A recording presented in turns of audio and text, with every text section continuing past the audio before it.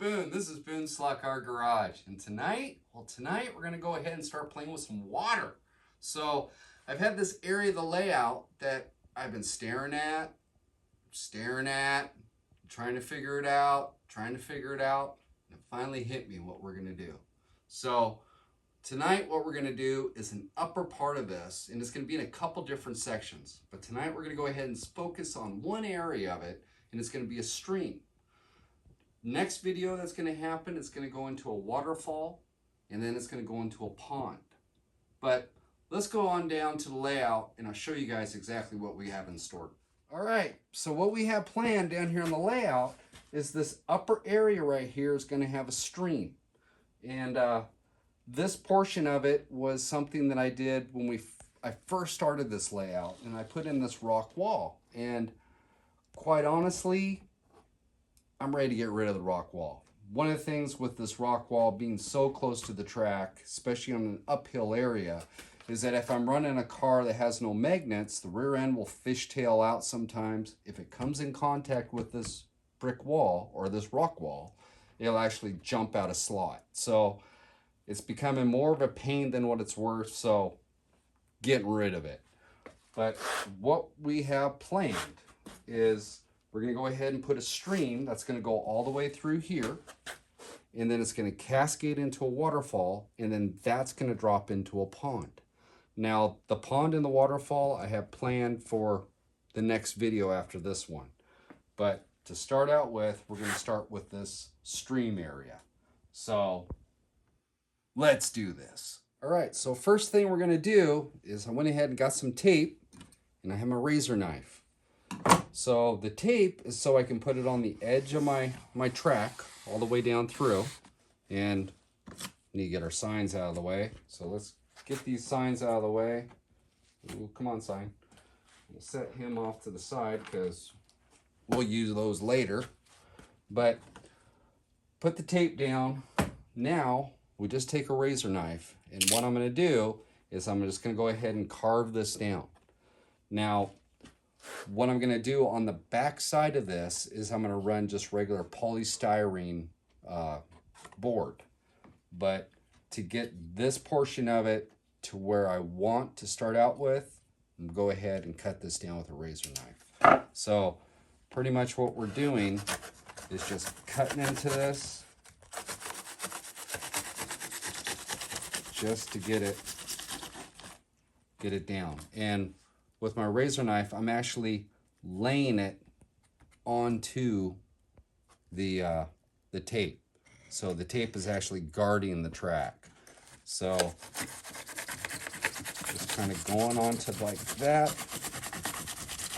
And just gonna work that down through like so. So I'm gonna go ahead and keep on carving, and we come back, we'll go ahead and get the styrene all set.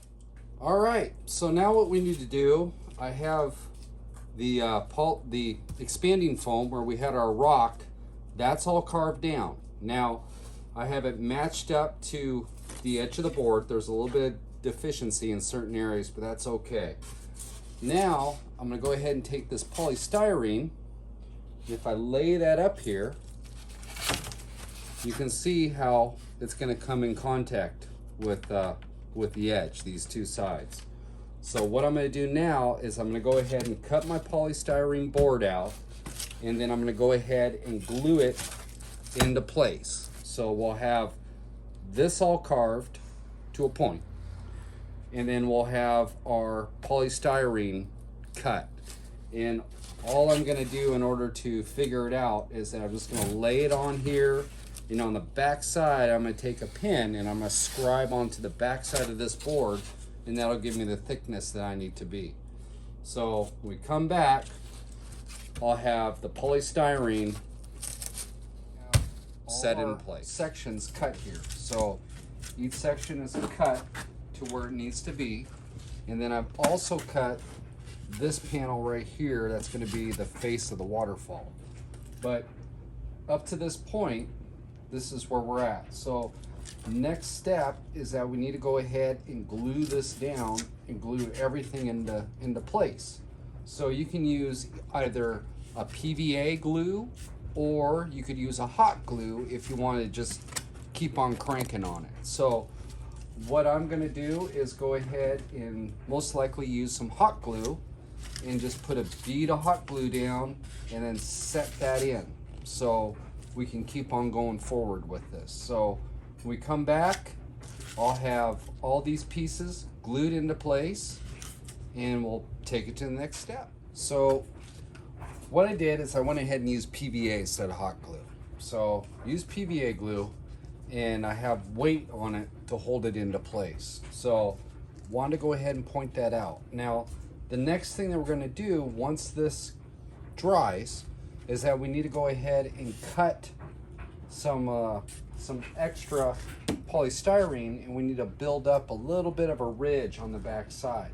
So what I'm going to do is once this all dries, I'm going to go ahead and cut some strips, and then I'm just going to go ahead and glue those in as well to get a little bit of height going on in certain areas. So when we come back, we should have this all dry, and we'll have some little bit of berm set up on the edge here down for our stream bed. So everything's dry, and I've used some old body dollies for doing automotive work for weights to hold down everything so that it all, it dries nice and solid.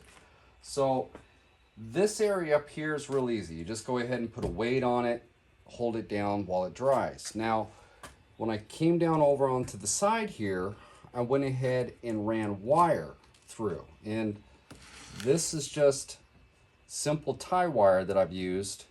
And I go ahead and glue it, and since it's kind of hard to make it stay in place, what I do is just drive it through and then bend it up, and it holds it into place. So it holds it into place well enough so that when it dries, it's not going anywhere.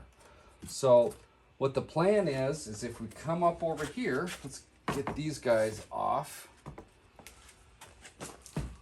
And what we're going to plan on doing is bringing our water source from somewhere, and it's going to come down through, and then we'll have put in some rapids and whatnot, and then cascade off a waterfall. So you'll also notice that I went ahead and put some extra polystyrene on the sides, and that is because we're going to create a bank in kind of a berm and then have our stream in the inside of this. So next step, what we need to do is start carving some foam. All right, so now we're ready to start carving on this. So what I have are my trusty little things. I have some 80 grit sandpaper, some 36 grit sandpaper, different type of razor knives, and wire brush, and a good sharp knife as well. So what we're gonna do is that right here where we sliced it down on the edge, what I normally do is just take some sandpaper. Now, I have the tape here, and it's right on the edge of the track so we don't mar the surface of the track. So, since this is cut a little bit above, I'm going to come down at an angle and just take that edge off, just like so. Okay, now there's a little bit of spacing here because remember this was that rock that I had, that rock wall. And when we go for the joint compound, when we do our filler, we can go ahead and blend that on that edge right there. So that's not such a big deal. If you were doing this just regular polystyrene, you'd have a much nicer fit. So that's how we do that. And then with the edges, it's just a matter of taking your knife, slicing it on down, and getting it so it rolls in. So we make ourselves an actual type of stream bed that goes through here. So what I'm going to do is just go ahead and carve this all down. When we come back, we'll check it out. All right, so we're just going to kind of touch base here a little bit. Now, if you remember, this area back here was pre-existing, and we are adding the stream right to the edge of it. So we had this edge of the layout that we need to take this portion of it and blend it in. So what I'm doing is cutting into this wall. So if you notice, I'm not making anything that is a nice, even, flowing type of cut. Everything has got jagged kind of, you know, cuts to it. And what I'm doing is that we got to make sure that we can get this two to kind of synchronize with each other. So being as such, there are going to be some hard lines, and in order to kind of mask that, in a sense, is to do more of aggressive cuts on that area. So if you look in here, you can see where I've cut back into stuff, and kind of give you an idea. Like in this area, I've cut the face off, but let's just come into it, and let's just make some, you know, let's rip it up some more. So that's kind of the idea of how I kind of blend stuff in. Now, when we come back with some sandpaper, we can kind of address that, round some stuff off, leave some areas that are sharp. And what we're creating is areas where we have exposed rock, and we'll have area where we're going to have soil and grass that's going to come down through.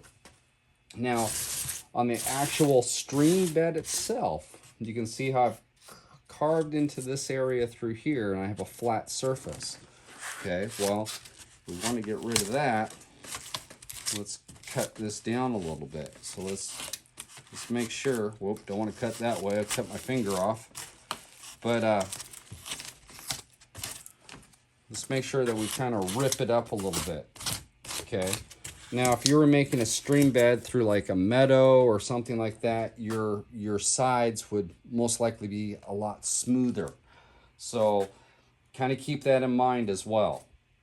And with the stream base, or the basin of our stream, now our polystyrene here is all nice and flat, right? Well, we want to make it so it's kind of V'd out a little bit. So you can see how this is all kind of chopped up. So what I'm doing is just a simple slicing this way, and I'm keeping my blade not straight down, but at an angle. So I'm cutting flanges out of this, okay? So now I'm cutting a release. We'll go like this. We'll set this guy off to the side, take our trusty knife here, and now we'll just come in and we'll peel this guy up. And what we're doing is we're creating a mess, but we're creating the whole bunch of texture on the bottom of our stream bed. So when we put our resin in, that'll give us that added little depth and texture that's underneath the water. So I want to kind of touch base on that. I'm going to go ahead and proceed with this a little bit more, and we'll come back in a little bit. So we're at this point where I went ahead and cut everything into it, and I've cut down into this existing wall. Now I'm taking some 36 grit paper, and you'll see areas. I mean, it'll talk to you. It'll show you areas that needs to be rock, and some areas that need to be grass, and you know, it'll just kind of expose what it wants to be.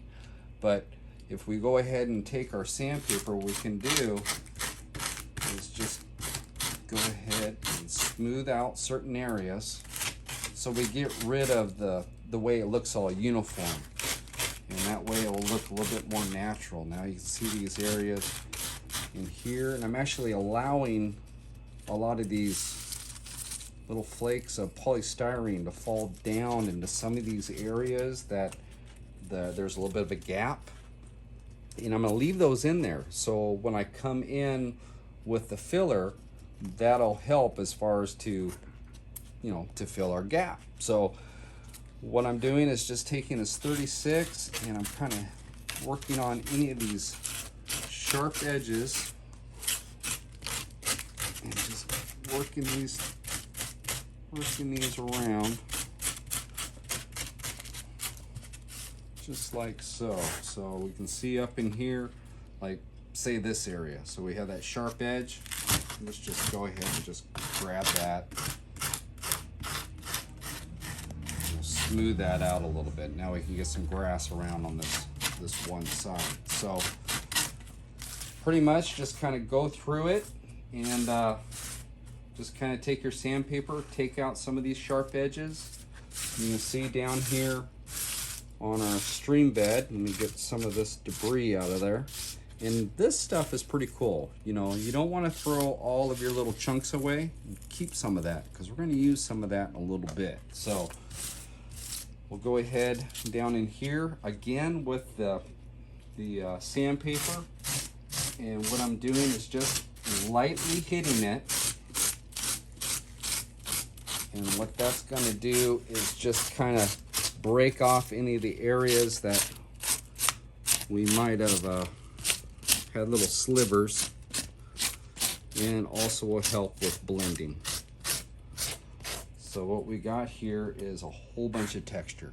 So again, I'm going to keep on working on down here. I'm going to follow the same technique through this area, and when we come back, we're going to be at that waterfall section. All right, so now we've got this whole entire area done to the mouth of our waterfall. And I went ahead and put the polystyrene on the face of it. So when I do the stream, it's pretty much going to stop right here at the top, and then we'll address the waterfall and the pond in a later video. So in order to blend these two, what we're going to need to do is go into the waterfall at least a little bit. So you can see that I've carved down through here and onto the face. Now I'm pretty much going to stop this portion of it at that point. So what I need to do is at least get this face done to a point. So I'm just going to go ahead and chip this out. And I'm using just the tip of my razor knife, and it's making a really cool texture. So what I'm going to do, that came loose, we'll have to glue that back down, but we're just going to kind of address this and get it up to that point. And I'll come over here on the other side as well, slice this guy off, get rid of that.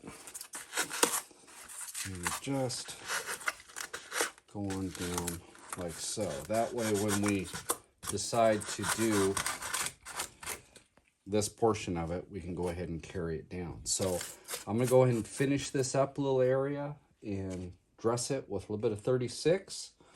And we come back, we're almost ready to start putting filler on. All right, so now that we've got this all kind of sanded down and cleaned up to a point, now we're starting to see some of these areas where might be some seams between the two pieces of polystyrene. So what I'm going to go ahead and do is take a little bit of wood glue. You can do this with PVA as well. And what I'm going to do is I'm just going to go ahead and pour some of this down into the crack, kind of persuade some of it to come out, just like so. All right, so I'm just kind of loading that up. And now remember all those, whoa, we're getting a whole bunch down here. It's okay. We'll work with it. But there I go again, talking and not paying attention to what I'm doing. So I'll go ahead and set this off to the side, put it back here away from everything. So, and I have a little box full of the little scraps. So what you can do with this is just go ahead and take some of these smaller scraps. We can put it in like so, and it creates a filler, plus it gives it a nice texture so that you can paint these up so they look like a little bit of pebble or some rocks there on the edge.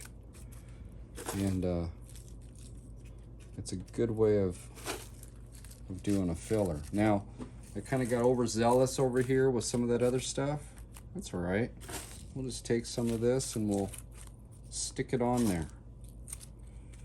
And that just adds that much more texture to it. And then once this all dries, you just come through with a light vacuum and just kind of vacuum up any of the loose, that's laying around there. So what I'm going to do is kind of go through here and take care of all these little odds and ends like so. And we'll take it to the next step. All right, so we went ahead and we have everything kind of glued down and cleaned up. now what I'm doing is we want to add a little bit more. So you can see where I've added in some little bit of rock piles here and there along our stream bed. And how I'm doing that is I'm taking a little bit of spray glue and obviously a shield. So what we're gonna do is we're gonna go ahead and just take this, put a little bit of spray glue in there. And what this is also gonna do is gonna take any of the loose stuff that we have, and it's gonna secure it. But we go back to our handy little box of all our remnants that we collected, and just go ahead and grab some of this. And what the spray glue will do is create a sticky surface, so then we can just go ahead and put those right down where we want to do them. So being that this is the riverbed and I want to make it all rocky and whatnot, I'm just going to go ahead and add some of these together in clumps. Okay, so then when we do our resin and everything through these areas that I've created with a little bit of rock pile, we can have some rapids and stuff come over the top of them. So I'm going to go ahead and do that through here and put in some more little bits throughout. When we come back, we'll address just the face of this waterfall so we can keep our resin pour on the upper area. All right, so now we've went ahead and got this portion of it done here. I'm just down to the last little bit of our waterfall. And what I've done is taken a little bit of polystyrene and clumped it all up. And what I want to do is create a rock here on the edge. So I've taken some of the spray adhesive and put that in. Now you want to be a little bit careful with that because it is a petroleum product and it'll want to melt it. So if you put it on too heavy, you can see how it wants to melt it off. So that's okay, because what we can do is we can just come back with a little bit of texture and we can fix our boo-boo. So just a little bit like that, and she's as good again. So now that we have it to this point, what we need to do is go ahead and start using our filler. So we've done it. Now we're ready for some joint compound. And what I have here is just regular drywall joint compound, and that's what I'm gonna use for my filler. And if you've seen my prior videos, you know that I use a lot of this stuff. So before we get started, let me kind of show exactly what we have going on here. So I've gone and got all our texture and everything into our stream bed. And you've noticed I've removed the track out. So I've removed the track out for a couple different reasons. One is we don't want to get anything on our track. The other thing is that when we take our joint compound down to the side, we want to make sure that we can fill in all these little gaps through here that might be there from our spray foam that I had in there prior. Now if you have just regular polystyrene on the edge, still you want to get your track out of the way so you can wrap your joint compound down on the side of it. But so I've went ahead and removed the track, and then I've laid some tape down right where the edge of the track will be. So then I have a line to work off of, and when I put the joint compound, if it's a little bit thick in certain areas and goes over, I can pull this back and it'll be a nice crisp line. So pretty much what we need to do is just take your joint compound and we're just going to start working it down in here and filling up any of the little voids. So if you've seen the other stuff, you'll see how this works, but it won't take too much to get it all sealed up. Get this, and then when it comes down to our stonework that we did with our riverbed, just go ahead and blot it in there and just work it in. And what this will do, we'll just go ahead and fill in some of the gap and whatnot and seal everything down. And we'll just keep on working it this way. So I'll just take a clump, put it down in, and some of the areas are still a little bit loose. It's okay, because when this stuff dries, it'll hold it into place. And just work it down in. All right, so I've got a little bit of work ahead of me, and we come back, we'll see how she looks. All right, so now I have a little bit of filler in. You can see how it kind of soaks down through, and it gets all these edges to really pop out. So if we come over this way, when you put it on, I'm just putting it on, and then I'm taking this brush and I'm just massaging it down in there. Okay, it's kind of a process. It takes a little bit. You don't want to just smooth it out. You want to work it down into all the little nooks and crannies so that it still exposes the texture that we created. So you just kind of keep on doing that, and as it gets a little bit dry, you can always come back. So like down in this area where it's still kind of dry, let me clean my brush out. What you can do if you want to add some more texture is just go ahead and hit it just like so. And what that'll do is just to give a little bit more texture over the top, so when we get down to our painting process, that texture will come out a lot more. So I'll keep on going here, and when we get done, we'll take a look. Okay, so now that we've got all our filler on, our joint compound, it's all nice and dry. I've let it set for roughly, I don't know, probably a little over 24 hours. And the reason why I did that is because some of the areas, especially over here where we had the established spray foam, I had to load up quite a bit of joint compound to get everything leveled out. So one of the important things is before you go and start applying your paint process, especially with how we're going to be doing this with a wash, which is watered down, it's been reduced with water, that you want to make sure that the joint compound is nice and dry.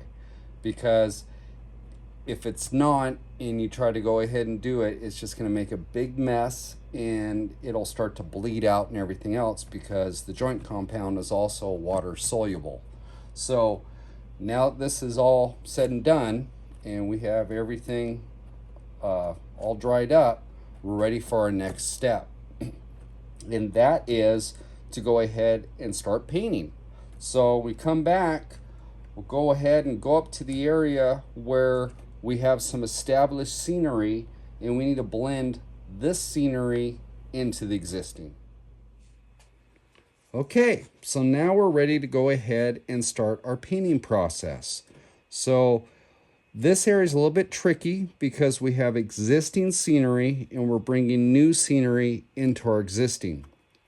So we need to go ahead and blend it in. Now, my ground cover on the existing is kind of a light tan, and the color that I'm using is more of a darker brown. Well, how does that work? Well, what I'm using is an acrylic wash. So what it is burnt umber and a little bit of straw yellow, and mix those two together gives me kind of a nice deep brown. Gives me, here, let me put a little bit down here.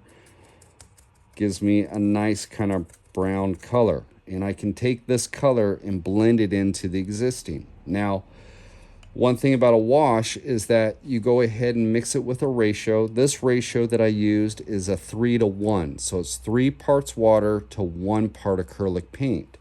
And what this will do is that when we put it down, it will go ahead and seep into the existing color, and it will help as far as blending it out.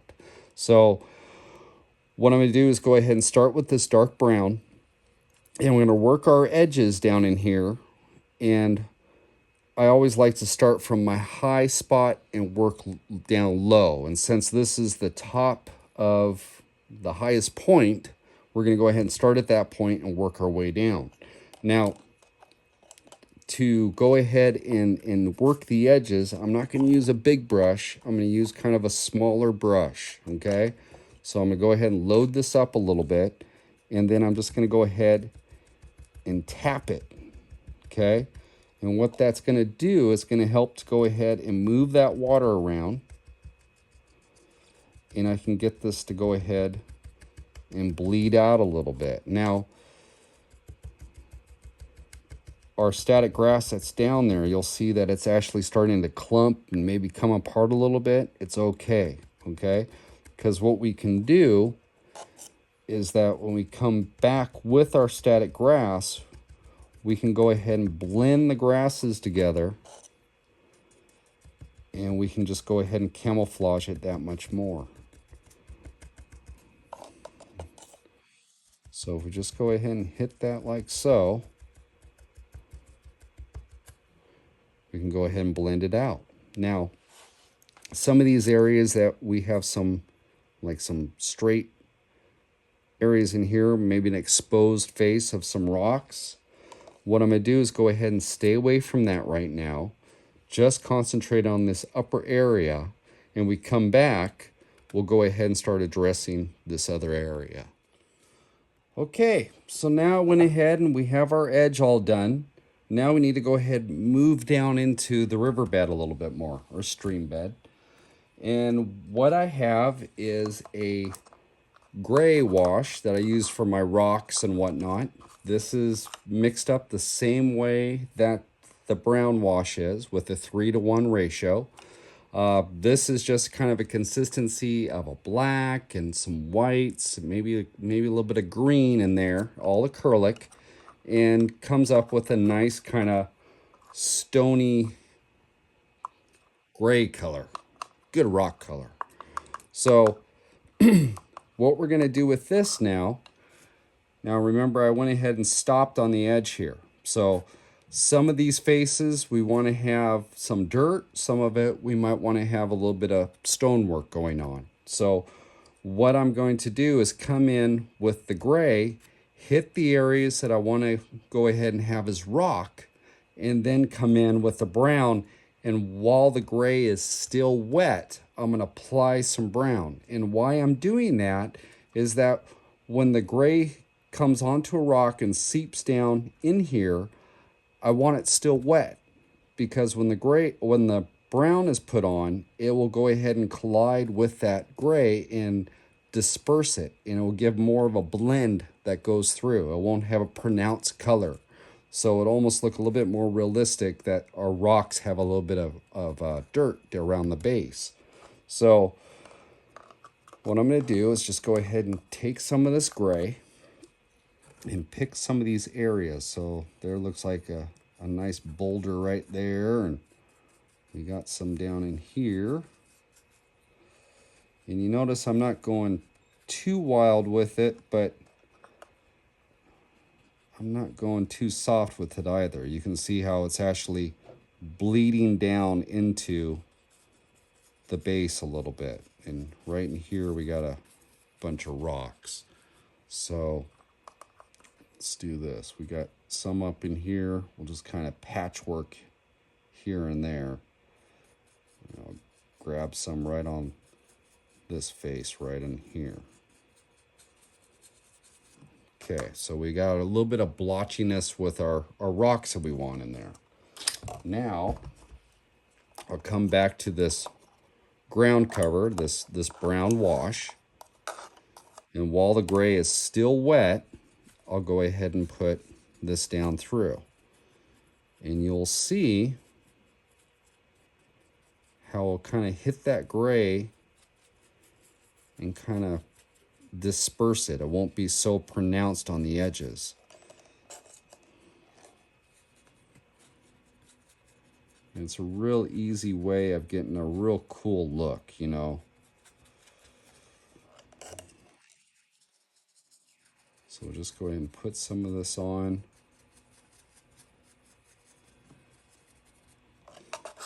let it kind of do its thing. You know, you might want to say down in this area, you know, where those stones come together, we can just kind of take a little bit of it and just kind of dap it around in there.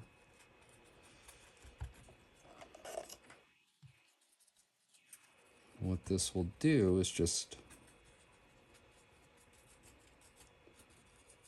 give a little bit of pop to it. So just hit this a little bit more and we'll stop and see what it looks like. So kind of hit here, you know, just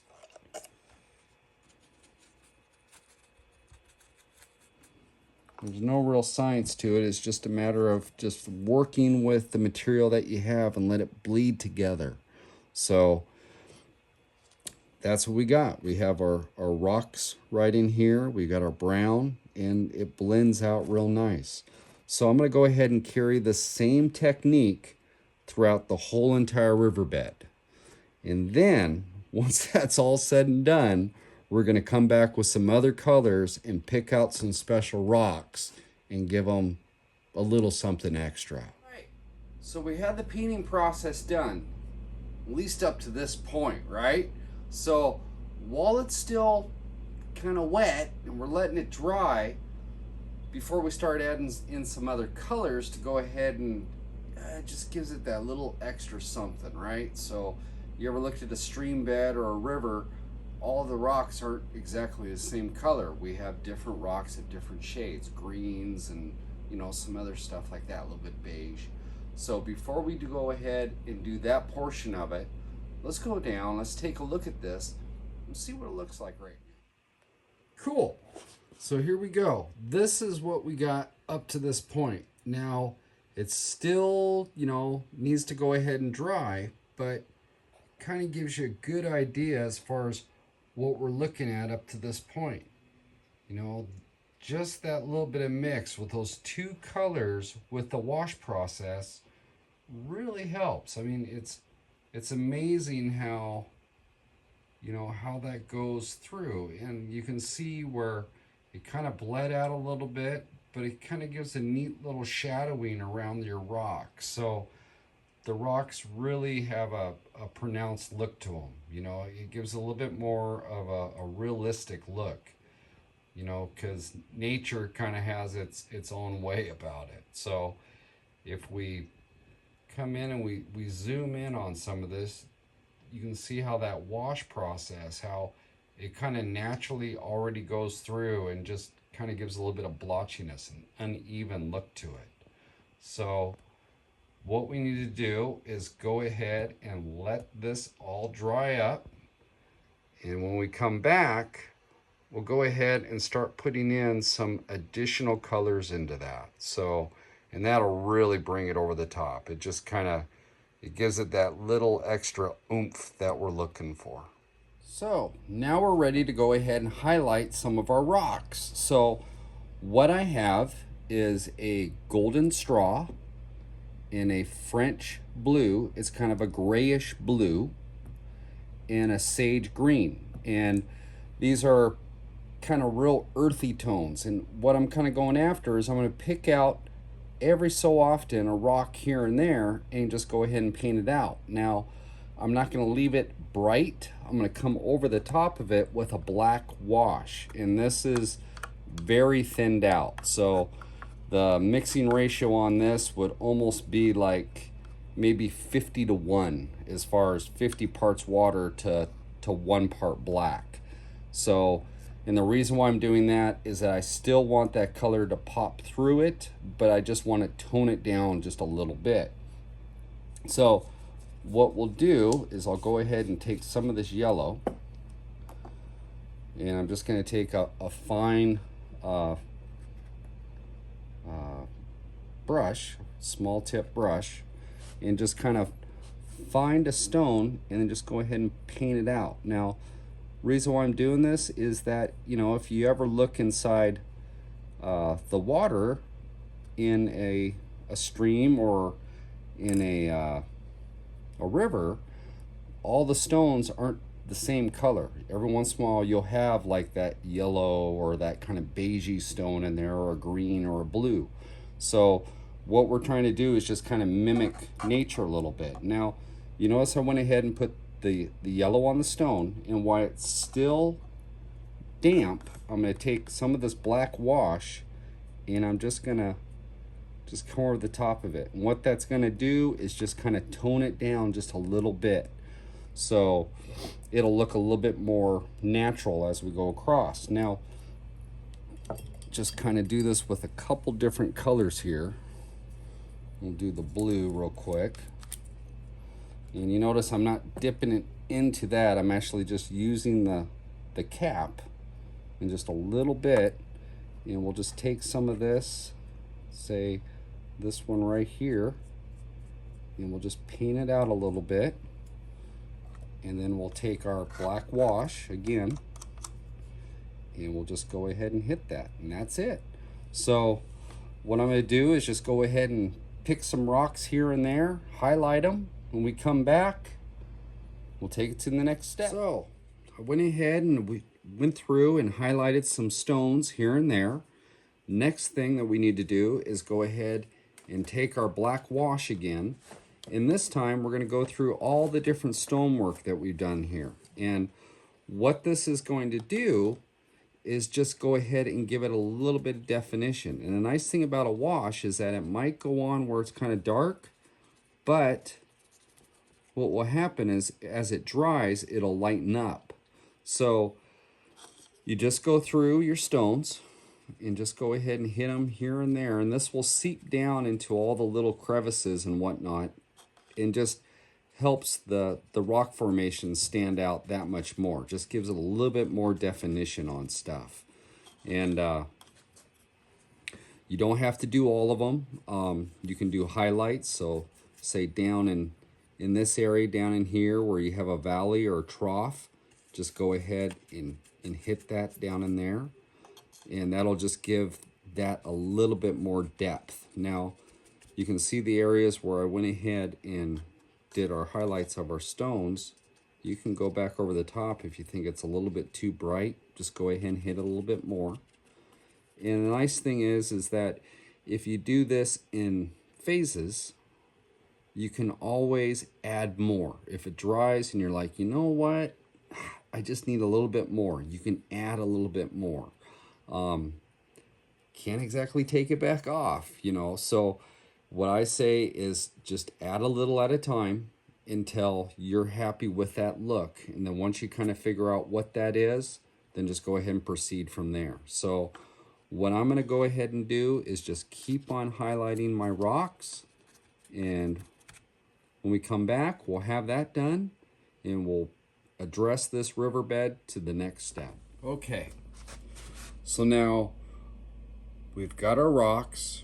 We've went ahead and we've painted a couple of them, some different colors. We've gone in, we've done a little bit of black wash. Now the final step on this is that we need to go ahead and give it some highlight. So what I'm going to use is an oyster white, and it's an acrylic. And what this is kind of like an off-white. It's not really a bright white, it's more like a dirty white. So if that makes any sense. But so I'm using an oyster white, and I'll put this off to the side. And what I've done is just go ahead and put it on a board. Now, what we're going to do is we're going to do a dry brush. So I've put some of this on this board, and what I'm doing is working it into my brush. Okay, so I don't want it blotchy. I just want a nice thin dry coat. And what this is going to do is going to take all those little definitions that we have in the stonework, and it's just going to highlight it and make it pop out at us. So if we look right in here, let me get a little bit more on this. I work the brush a little bit too much. So if we just do that, and we come in and we start hitting this stonework, and it makes it look like some light is cast onto these rocks. So by doing that, it just goes bam, wow, there's rocks there, right?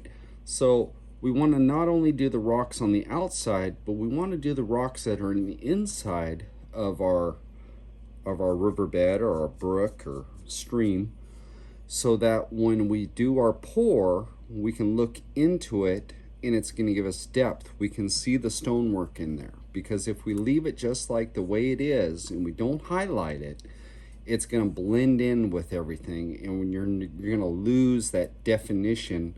And also this is going to add depth to it. So what we're going to do is just go ahead and dry brush our stones.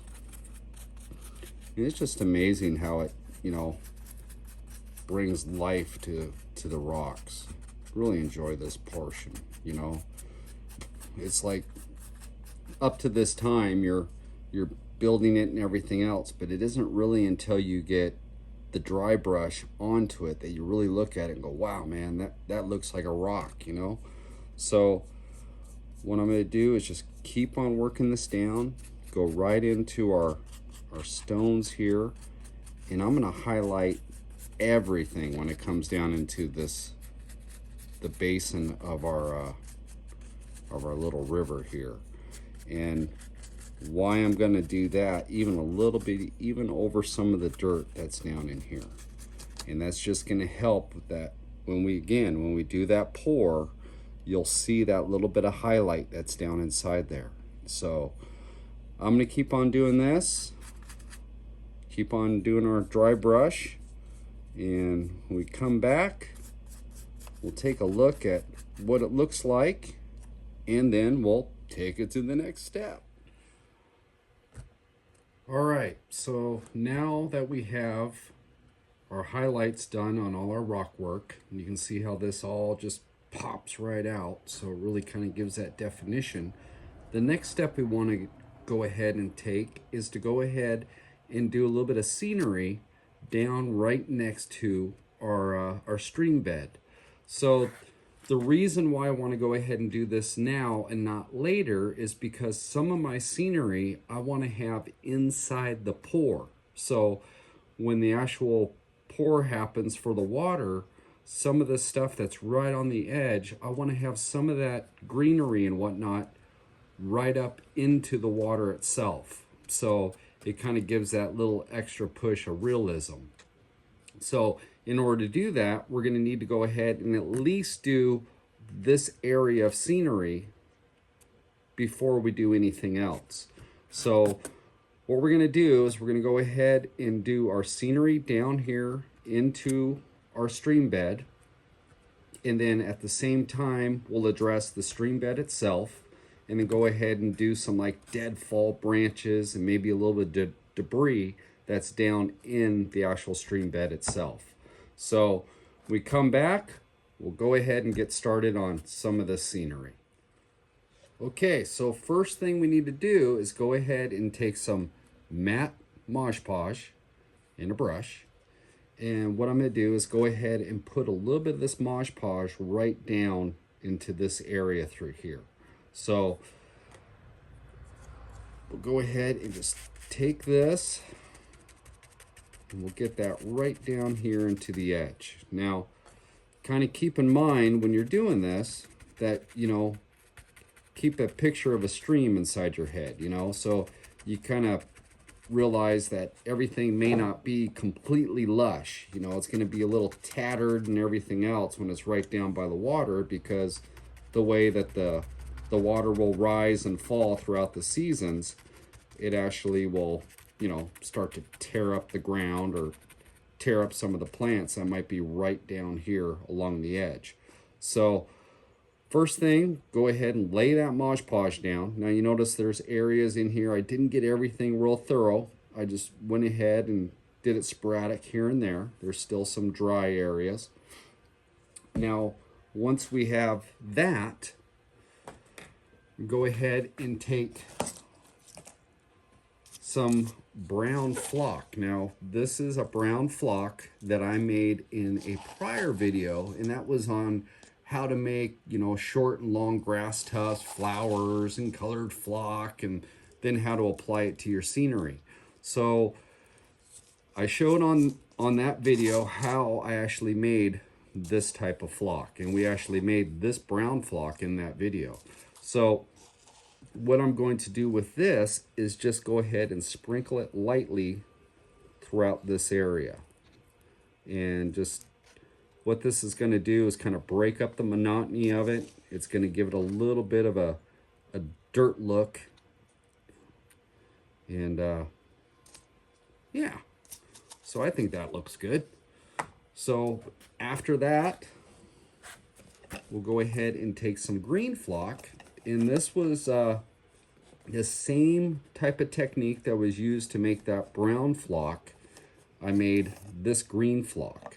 And this is just a light green flock. Now you could use like what they have, Woodland Scenics has some different types of green flock. Now I'm using kind of a darker green, kind of a almost like a drab green. And the reason why I'm doing this is because I don't want anything bright and vibrant right there on the side. This is more or less for a, I don't know, you know, it kind of gives a little bit of a mossy look. At the same time, it gives a nice fill.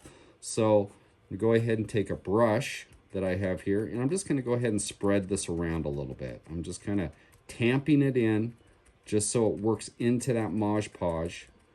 And nice thing about the matte Mod Podge is that when it dries, you won't be able to see it. All that white will go away, and it'll just kind of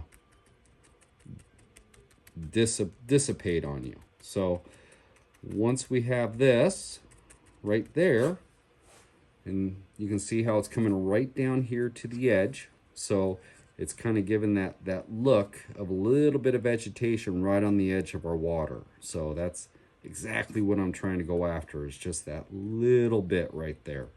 Now what I'll do is I'll go ahead and let this dry just a little bit, and when we come back, we'll go ahead and take it the next little step. All right, so now we're ready to go ahead and start putting some of our greenery right down here next to the stream bed. So what I'm going to start out with is some Mod Podge matte finish PVA. And what I'm going to do is just go ahead and brush it down in here just a little bit. And the reason why I'm doing that is that when I do my pour, when it goes in, I want some of this greenery to be right up next to the water, if not actually in the water a little bit. So it just kind of gives that little extra little bit of realism that we're going after. So I'm going to take my Mod Podge, and I'm just going to go ahead and go right down into some of these areas here. Now I'm not going to get overzealous with it and go crazy. I'm just going to hit certain areas. And the reason that I'm not doing this before the pour is the mere fact that I do want some of that greenery inside of it. Now I'm not going to do really anything from this point up until after everything's said and done. So we're just going to concentrate right here alongside the stream edge. So areas like this, I'm just going to kind of come in a little bit and hit it. And yeah, there we go. So let's go ahead and we'll take it to the next step. Okay, so now we have our Mod Podge down. I'm gonna go ahead and take some brown flock. Now, I made this on that video that we did, and it was on how to make short and long grass tufts and flowers and colored flock. And in that video, I made this actual brown flock. So what we're going to do is just take a pinch of this brown flock and just kind of put just a little bit here and there, and it just kind of gives a little bit of a debris that's going to be set into that, just to break it up a little bit. Now once we have that, I'll reach over here and I have some green flock. Now this is made the same way that we made the brown flock, it's just this is green. So this is more of a darker green that I'm using. Now Woodland Scenics and some of the other modeling companies, supply houses, have these type of colors that you actually can buy. But this stuff's pretty cool because I made it myself, and it's you know, just kind of saves a little bit of money for other things like, you know, more slot cars. So just go ahead and sprinkle that down like so. And now what I'm going to do is I have a brush. So let me set this off to the side. And I have a brush, and we're just going to take this brush and just kind of move this green flock down into our Mod Podge. And we're just going to get it so it's set right down into it. Now, nice thing about this this Mod Podge is that you'll notice that you can see a little bit of that glue, but when this stuff dries, it'll all go away. And with the matte finish, it's real nice because it won't be shiny, it'll be flat. So it'll blend right in. So you won't even notice it's there. So now that we have this, I'm gonna keep on going through and doing this technique down through the stream bed. And when we come back, we'll go ahead and start adding some more stuff. So now we have our green flock all down around the sides. And the next step from here is we're going to go ahead and take some twigs and we're going to make some deadfalls. So what a deadfall is some dead vegetation, a lot of times like a dead tree, that is in our water. So what I have here are just a few different types of twigs, and I busted off this guy. And I'm going to go ahead and take a little bit of PVA glue. So again, I'm back with my Mod Podge. And a lot of times I won't saw them off. I'll go ahead and snap them so they look a little bit more realistic. And get some interesting shapes. You know, you get stuff that has a little bit of a bark type of look to it. And we figure out where we're going to put this. So if we stick it like right in here, we're going to need a little bit of PVA at the base down here. And some right up here. And again, we're using the Mod Podge so it will dry clear and it has a matte finish. So nice thing about this is we'll get that in there, and then when we do the pour, we'll actually have water around this this limb, and we can go ahead and create some rapids off of it and whatnot. But what I'm going to do is just go ahead and grab some odds and ends. So here's another one that I have, and I think I'm going to make this a little bit shorter, so it kind of looks like maybe a branch that fell off a tree. And we'll find a place for this. And the cool thing about these, if you have one that's sticking up, it'll stick up out of the water. So this area will be submerged, and we'll have an area that sticks up to it. So let's go ahead and let's find, yeah, that's a good place for it. We'll just go ahead and put some PVA on the base of this, and we'll stick it right down in here. So what I'm going to do is just go ahead and maybe add a few more here and there throughout our stream bed.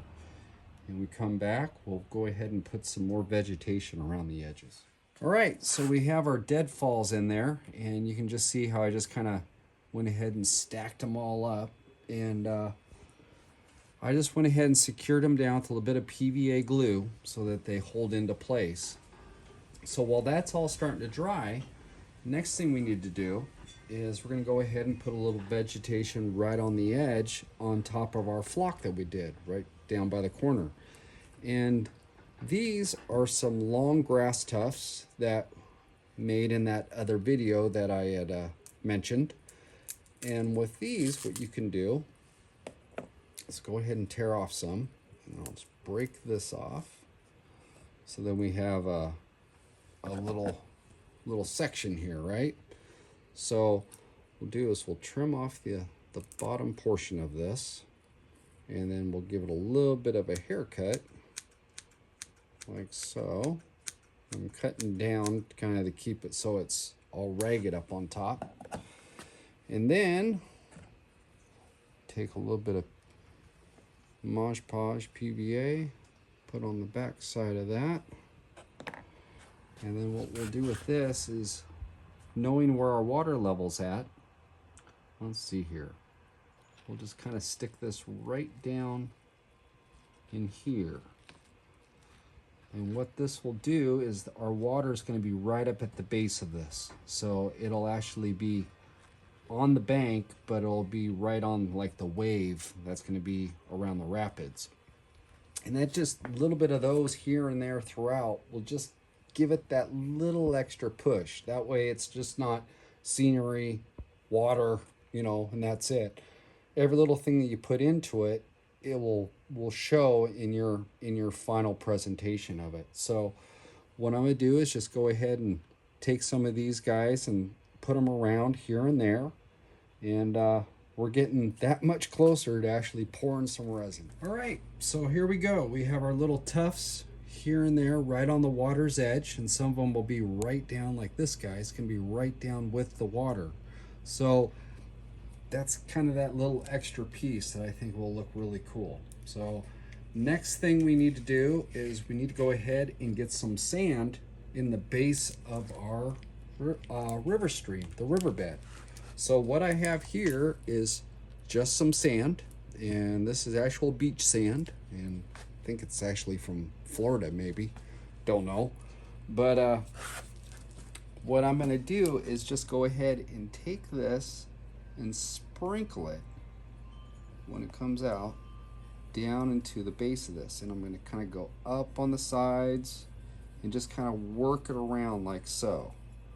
Okay, so I'm only going to do just little sections at a time right now, and then take a brush and just kind of clear it down and put it where you want to have it at. So we have some that's sitting on top of some of the rocks down in the crevices. We'll leave that there and just kind of work it around. This will be right down in the base of our stream bed or riverbed. So what I'm going to do is I'm going to keep on doing this all the way down and do a little bit more here. And when it comes over to our deadfalls, I'm just going to go right over the top of it. Okay, so, and that's one of the reasons why I went ahead in doing this last. And the reason why I'm doing this last, let me get that. If you look down in here, we can get that sand, so it's right over the top of all our deadfalls and our grass, and it just, you know, it looks more natural that way. So I'm gonna go ahead and just clean this off. Get that like so, and I'm just going to work my way down. We come back, we'll get this secure. All right, so now we went ahead and we have our sand down at the base, and I went ahead and just kind of got it off some of the little rocks and got everything exposed. Our next step is we need to go ahead and get that glued down. So what I'm going to use is some IPA alcohol, some isopropyl alcohol, and I'm just going to go ahead and squirt this down, just give it a mist all the way down it. And what this will do is allow our glue, get a little bit more on the side there, our glue to go ahead and penetrate down and hold everything. And now what we need to do is go ahead and take some watered down PVA glue and just squirt those areas that we put our alcohol on. So with this, we're just going to go down through here and just give it a good coat of some PVA.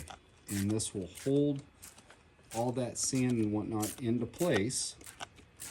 And the alcohol, what that'll do is help it dissipate and go all the way through. So what we'll do is we'll let that go ahead and dry, and we're getting really close now. All right, so we have everything down, and it's wise that you give it one last look over before we take it any further.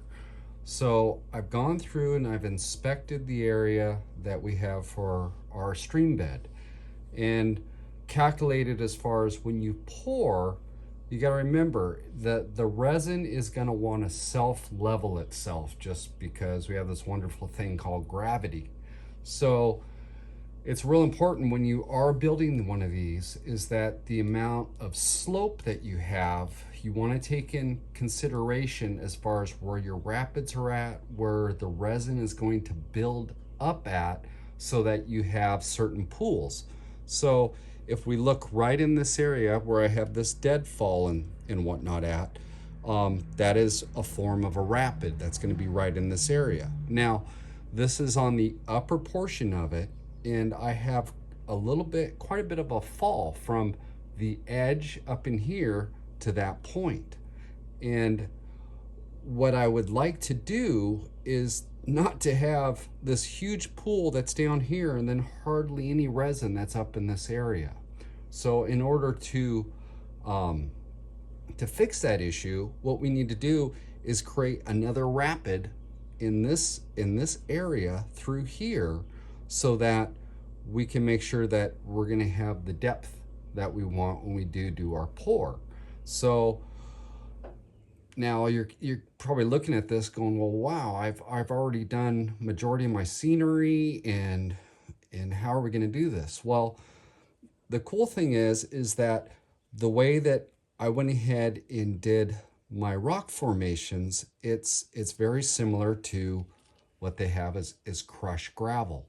Now, my layout goes up into my ceiling when I store it. So one of the reasons why I did not use true rock forms to do this is because I wanted to keep my weight down. But for touch-up options or for little accessories onto your existing layout, as far as with your scenery, the amount of weight that just a couple of little stones is going to add is not going to be that big of a deal. So what we're going to do is I'm going to go ahead and create a rapid right in this area. So I've gone through and I've looked at everything else, and I'm content with what I have so far. But after looking at this area and the amount of fall that I have going on, I do believe I'm going to need something in here just so I can create a little bit of a pool of resin. So what I'm going to do is use this crushed gravel, and when we come back, we'll go ahead and we'll make another rapid right here. Okay, so we're going to go ahead and make a rapid right in this area. So what I've done is I've gone out to outside, and I found some gravel, and I picked out a few different pieces here of different varieties of sizes and whatnot.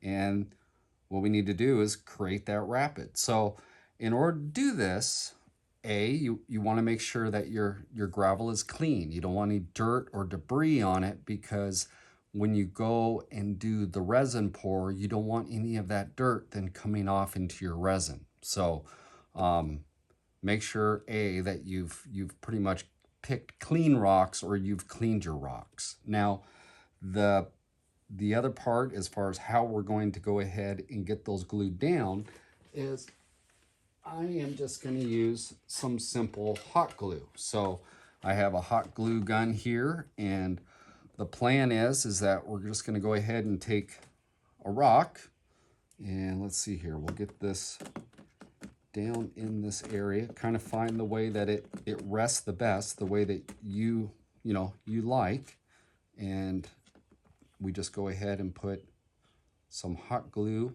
on the bottom of it, and then we just turn this over and adhere it into place. So just hold it there lightly, and bam, we've got a rock.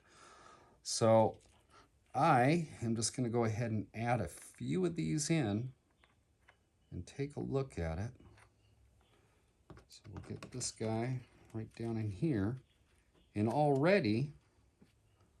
it's already starting to take formation. And a nice thing is that by adding these real stones in there, again, it's just adding that much more to your layout. So say you have an area up on the side that you're like, I wish I would have put some little stone there. Well, we can take one of these and put it up on top, and voila, we have a stone. So what I'm going to do is just kind of keep on going here and building this up a little bit to where I feel that we're going to have a pretty good pool in this area that is going to work for the rapid over here into this deadfall and then over that rapid.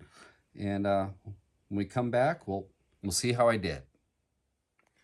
Okay, so now we're all done with this rapid through here, and you know, it looks good. We are able to kind of blend it in so it looks natural with the other scenery that we put into that area.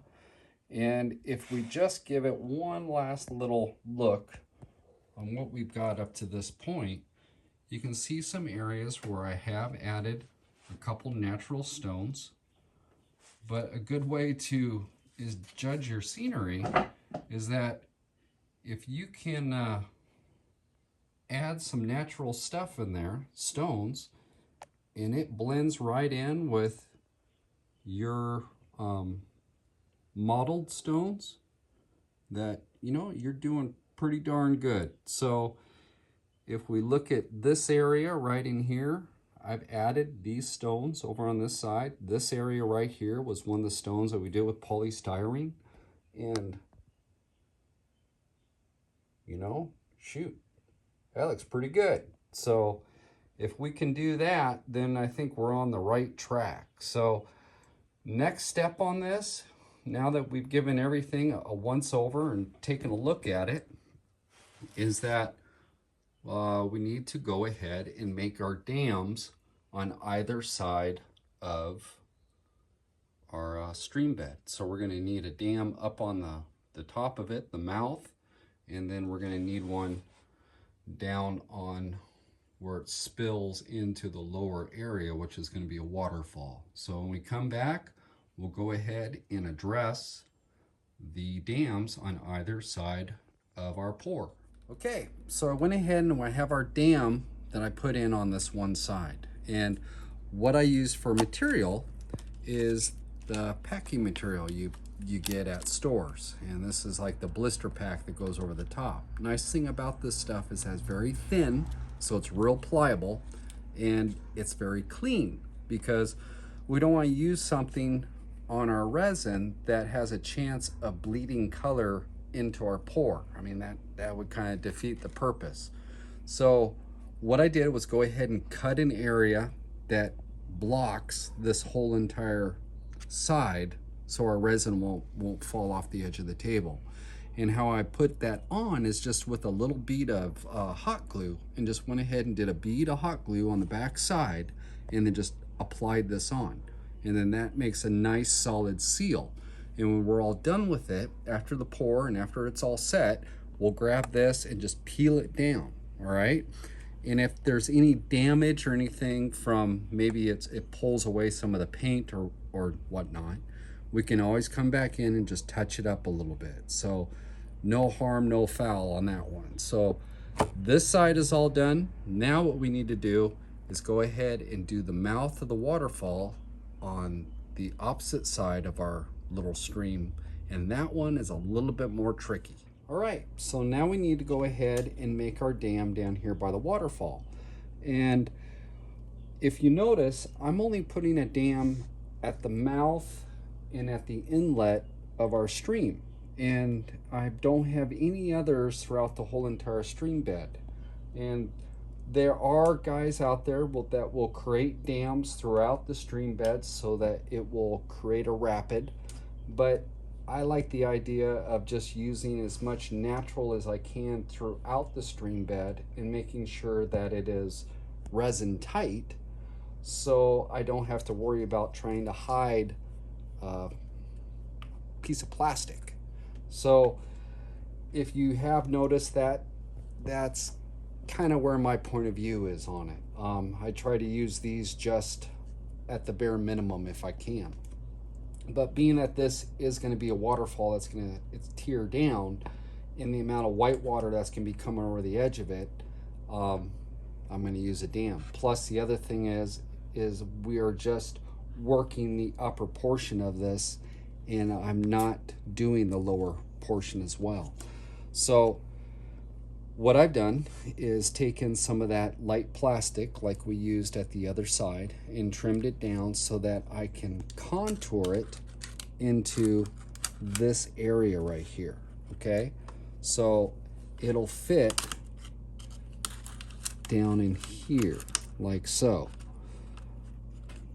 And why I'm using this for one thing is that it's going to be at a bow, okay? It's not going to be straight across, it's going to be at a bow, because if you go out into the natural world and when it comes down to like water and everything else, very rarely is it just a straight line. It's not a straight line unless a lot of times it's man-made. So if we're going after something that's going to be more natural, we need to put curves in it and whatnot, and it just kind of gives it that little extra push.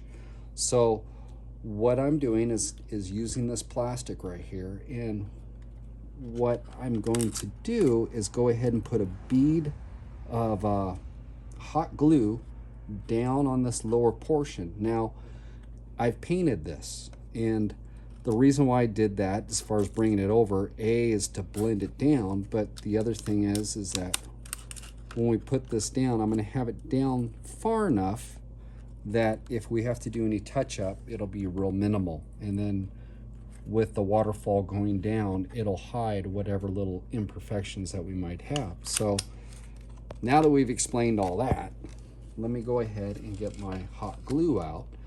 And what I am going to do is get that figured out as far as the height and everything else I need. So we're going to kind of go down like this and through with some hot glue. So we'll just go right here on the edge, and I'm putting in a pretty good sized bead. Whoa, and it's melting a little bit because it's hot glue. And now what we'll do is go ahead and get this set right there. And then I'll hold that into place and wait for this to dry. And then what we'll do is we'll double check to make sure that we got everything dammed up. It's hot. And we'll make sure we don't have any holes or any leakage. And if we do, when we're doing the pour, we can always come in and just give it a little bit of a bead and hold it into place until it dries, and then we'll alleviate any leaks. So there is that. And now I think we're ready to start pouring some resin. All right, so what I'm using for this pour is called Super Glaze, and I've never tried this before. It's kind of I don't know, it's an experiment. So you guys are partaking in an experiment. But the nice thing about this is that it's inexpensive. It's not as expensive as, per se, the deep pour type of resins that are on the market.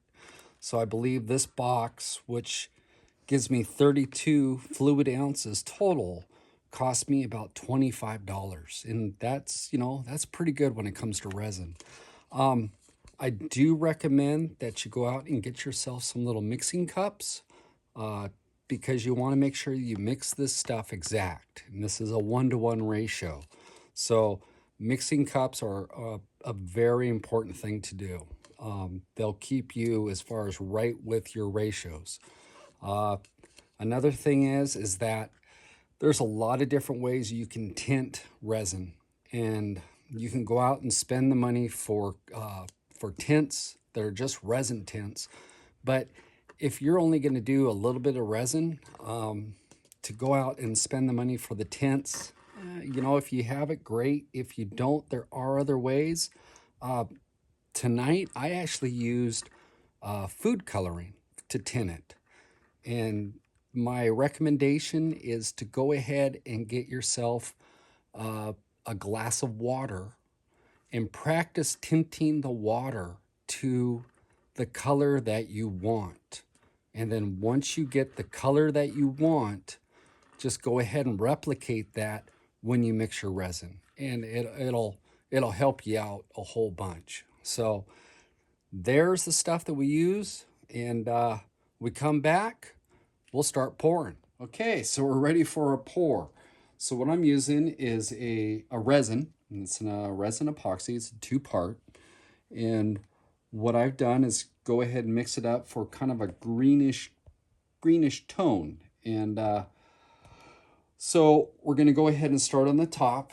And what I'm going to do is just go ahead and work this down. So just a small little bit. And this is self-leveling.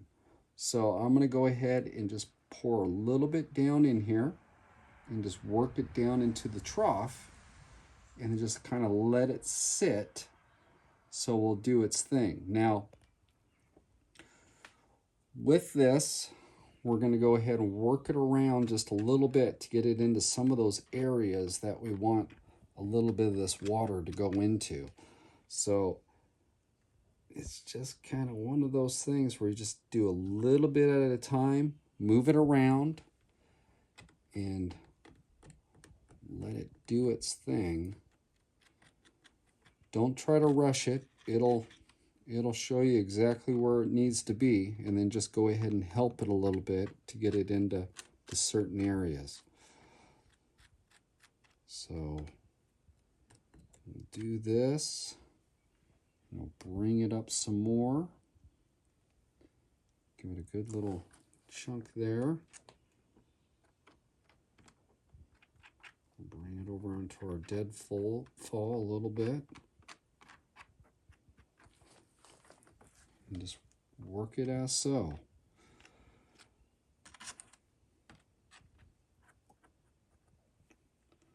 Okay, so I'm going to keep on going here. When we come back, we'll see how we did. All right, so I got everything poured. And as you saw at the very start, as we started working this way, and I just worked it from pool to pool to pool. And I would get that pool done, get it raised up just so it was starting to crest over, and then move on to the next one. And then just work my way down. Now, as it goes, you might get a little bit of air bubble that starts to come up. And the best way that I have found to do that is to just go ahead and come down like this and just over the top of it. Use some warm breath, and those air bubbles will go ahead and disperse. Some guys go ahead and take a torch, and you can take a torch and do that. I don't really want to do that because I have all these little shrubs and stuff, and if I got too much heat or a flame on that, it would just flame on real quick. So the safest way, if you can, is to go ahead and breathe on it. If all else fails and you have to use a torch, then you got to use a torch. But if we look down inside of it, we can see all of our rocks and everything else. You know, all that work that we did down at the base of this is really starting to show through. So that's kind of that, you know, that little extra bit. Our deadfalls that are submerged and coming out, I mean, they look really cool. So there's that portion of it. Now it's just a waiting game. We just gotta wait for this stuff to go ahead and cure.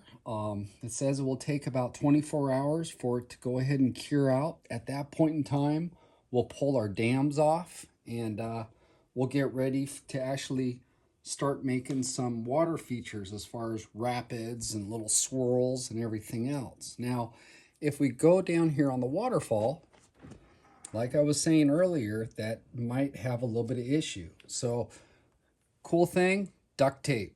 Duct tape does wonders. So, duct tape, and heck, I even got some baling wire right here. So, it's set. It must be a race car track if I got duct tape. So, you know, all else fails, you got a leak, duct tape. So, again, we'll let this go ahead and set. When we come back, we'll start doing some water features. Okay, so our resin, it's all hardened, so it's ready to take off that dam. So what I'm going to do is go ahead and use some pliers on this one because it's pretty thick. And what I'm going to do is just go ahead and pull this down. And down where we had our hot glue, gets a little bit hard to get it off, but if we just kind of work it a little bit, get it right off of there. I don't want to mess up too much stuff by doing this, but we are going to go ahead and do this waterfall. There we go. Do this waterfall later, so you can see how it kind of seeped down underneath and had a little bit of a spill, but it's okay because this whole entire area we're going to go ahead and work in a later video. But the main concern was just this upper. Now you can see on this edge where it's a little bit beveled up right there. What we can do there is just go ahead and take a razor knife and we'll just go ahead and slice this down a little bit. So we'll just take this, slice it right there on the edge, like so. Just trim it up lightly. And here we go. And that takes care of our lip that we have there. Just like that. So, let me get this trimmed. And there we go. Our dam is off. The other one comes off a lot easier than this one, so we're going to film this one. And now what we need to do is start making some ripples. All right, so now it's time to let's do some ripples. So everything's dry. This is dry. I've already been doing ripples, having a good time, and I figure I better stop, right? So we need to show you guys on how to do ripples. So what I'm going to go ahead and use is Mod Podge gloss. And if you've ever seen any other tutorials on water features and everything, you'll notice one thing that is really constant in a lot of different tutorials on water is that everyone's using Mod Podge gloss. And there's a couple reasons for that. A, it's a very inexpensive product when it comes to actual different type of modeling supplies for water features. It doesn't cost that much. You can multi-use it with other parts of your layout and other crafts. And the cool thing about the gloss is that it dries clear and it has a gloss finish. So it works perfect for water features. I mean, you can create a ripple and it looks like water when it's sitting on top of your resin. So we're going to use Mod Podge gloss. I'm going to use a brush. And I actually use a pen, a ballpoint pen. And I'm not actually going to use the pen, but I'm going to use the casing for the pen. So I'm just going to go ahead and pull this all out and set it off to the side. And it turns into a straw, right? So the cool thing about this, couple of reasons why I like to use my ballpoint pen straw, is that first, it's hard plastic. So when I have it in my mouth and I'm blowing, if you use a straw, they're real thin. And after a while, you can actually start to pinch it down and, bad things happen. You're just not going to have the control that you can with this.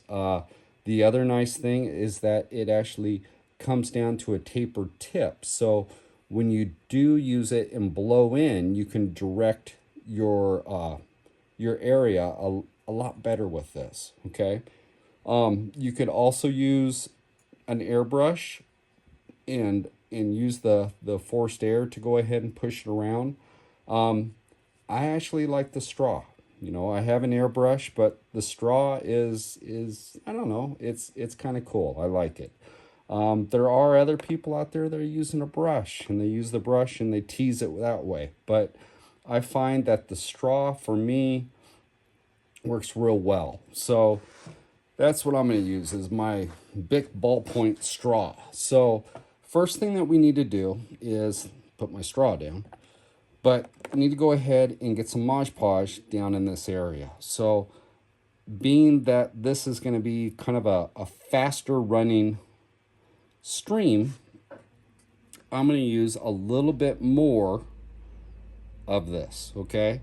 Now, you've got to kind of judge that on the type of water feature that you're doing. If it's a kind of a slow moving river or stream or brook, you're not going to have as much ripple. Okay, so that's kind of one of those things you want to remember and kind of take into a consideration when you're doing it.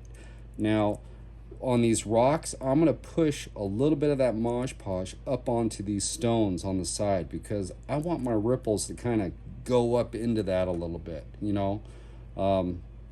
We got a waterfall down here. We got to make sure that our stream looks like it's going to produce enough water to cascade off the side. Now, also where the water's coming over this rapid, I'm going to go ahead and put some Mod Podge right in that rapid as well. Okay, so we have that. We have this deadfall that's back here, and I'm going to go ahead and load up some back by that deadfall and over here on the one side. Now, get that over here, and then here comes the fun part. We got our straw, right? Now, if I'm going to do a little disclaimer on this one. If it's hard for you to breathe or if you have asthmatic problems or something, you may not want to use the straw, okay? Last thing you want to do is start huffing on this and you black out and you fall down. That wouldn't be a good thing. So if you do have asthmatic problems or something along those lines, you might want to look into using the brush technique or going out and getting like an airbrush or something and blowing it. But for me, I'm going to go ahead and use the straw. Now, all you need to do is just go down, hold the straw, and then just give it some blows.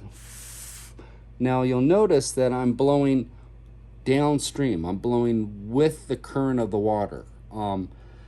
That just gives it, you know, that flow. It gives it that flow that we want. You know, we don't want ripples going upstream because it's going down that way. So what we're going to do is just kind of work this around and kind of push it up so it makes little ripples into it. So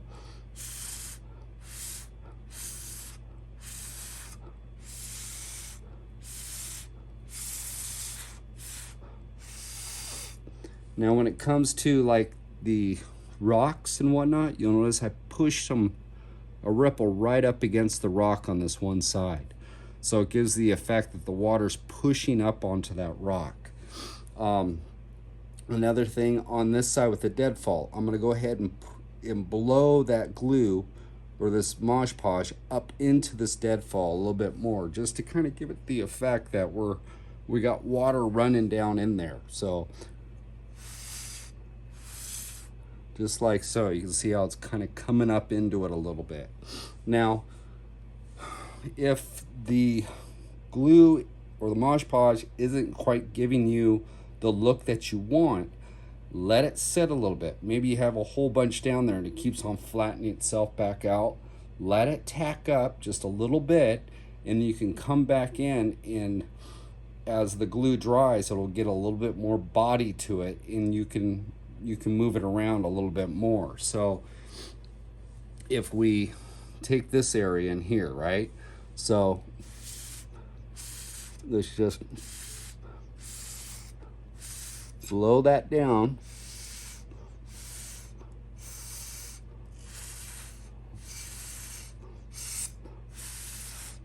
And then we're just going to blow it over the top of our rapid.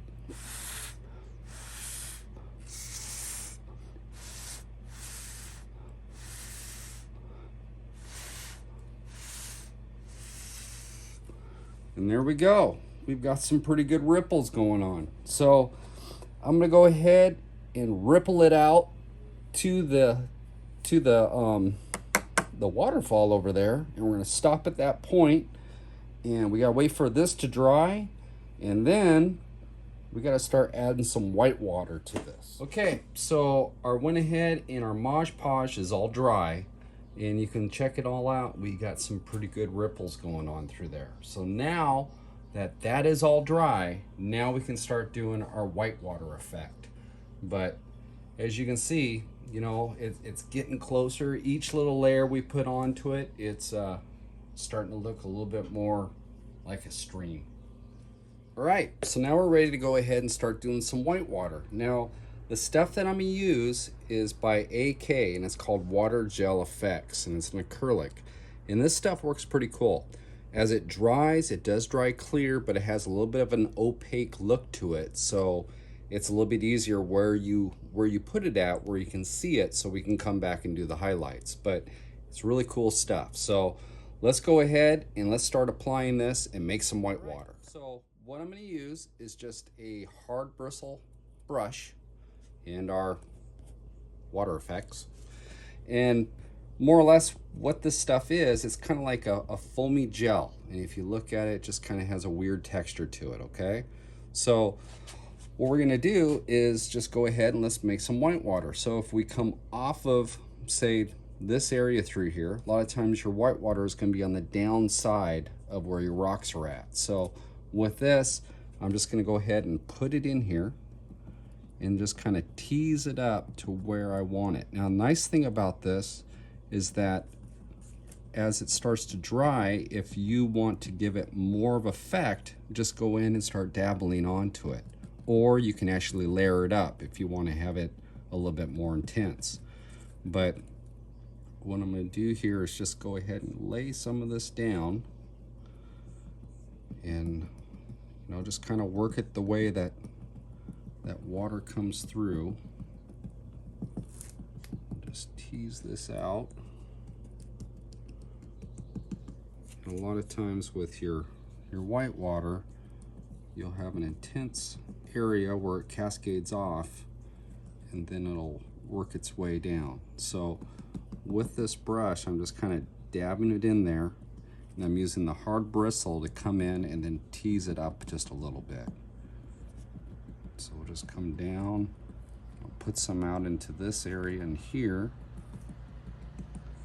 And remember, it's not going to dry and look like this. It is going to clear up. So if you're doing this and you're going, man, I'm getting so much, you know, don't worry about it. It's going to go ahead and dry. It's going to be clear. And then we'll come back with a little bit of paint and we'll take care of it. So pretty much just like this and bring it down through. And it's just go ahead and work it. So there we go. So we got that. Now, this is this area. Now I've done a little bit more upstream here. And you can see how it is starting to dry out a little bit, okay? So as it dries, it does start to clear out. So we have a little bit in here, a little bit on through. And again, you can see where I'm working, it's on the back side of where our rocks and stuff are cascading down. So it's good to have reference photos. So if you have a picture of a good stream or something like that, go ahead and use that for your reference. But I'm gonna go ahead and keep on doing this on through, and we come back, we'll see how we did. Okay, I've done a little bit, and you can see how it's kind of all teased up. So just kind of hitting it and teasing it like so, and as it sets up, you can actually get more texture into it. And like I said, you can go ahead and add some more too. So say this area that's really cascading down and we want a little bit rougher water right here at the base. Let's just go ahead and just layer it up a little bit more. So big thing is you want to go ahead and hit it so that it gets that texture of the water in there. Okay, so it's kind of pap it down, you know, bring it right on up. And you see how we're just kind of working it down through the sides, a little bit of backwash over here by some of this stuff. And again, this will go ahead and dry clear, and then we'll come in and do a little bit of white dry brushing to bring everything that little extra bit out. So when we come back, she'll be dry and we'll get ready for some dry brush. All right, so now we're ready to go ahead and start painting our white water. So our gel is all dried, and if you look up here, you can see that I already started at this point. So down to this section, let's go ahead and let's start painting some white water. So What I'm using is an off-white. This is an oyster white. It's an acrylic. Now, why I'm using an off-white instead of a straight white is that if you've ever looked at the foam that's in rapids, it isn't a stark white. It's kind of dirty. It's got a little bit of grime in it from the stream bed and everything else that gets turned up into the rapid. So I'm using an oyster white or kind of an off-white. And what I've got here is I'm using some fine tip brushes, and then I have kind of a little bit bigger brush. And what this is for is that I come back and do a little bit of dry brushing with it. You'll see that. And then a Q-tip just to clean up any areas that if I need to make a correction. So what we're going to do is, let me get this set down here. And I'm just going to take a little bit of white on here. We'll start right in this area. And since we had that gel that we put down there, you can see it, and it gives a little bit of a ripple type of effect onto the top of our resin. So what I'm going to do is go ahead and work at the bottom of my rocks, because that's where our whitewater is going to be, and I'm going to start working it up into it. Okay, so I'm just kind of working it around and going up into it a little bit. And then just, if you notice, I'm just kind of dabbing it. I'm working this white paint and just kind of moving it out. And as my brush keeps on going, it gets a little bit dry. So it's almost like a dry brush effect. And at that point, you can start drawing it over the top of our gel that we put down, just on the tops, and it gives it that highlight. So just do that. Give it a little bit more. We're going to kind of work it out a little bit and just kind of bring it down through. And if you ever look at a stream, a lot of times it's going to have streaks as far as the white water. So that's what we want to do there. Just kind of work those streaks. I'm going to come back with my bigger brush here and just kind of blend that out a little bit. Just kind of draw it down into it. And I'm going down with our current. So you don't want to go crosswise or up into it. You want to draw down in, draw from top to bottom. That way your concentration of the white is more up on top and you're drawing the color down as it dissipates. So, being that that's there, I'll grab just a little bit more. We got a little bit of a ripple right here on the side. Let's just go ahead and hit a little bit of white right on the top of that, just to show some of the current that's coming down in. And this is a tedious task, so it takes a little while to do this, guys. So this is one of those things where you just grab your cup of coffee and put on some tunes and just sit back and start painting some water effects. So just kind of move that down. Again, you can see how it's drawing that color down into it. Now we still have some that's over here. I'm going to kind of come up here on the side. A lot of time your foam will go up to the side of the stream. And we'll just draw that down.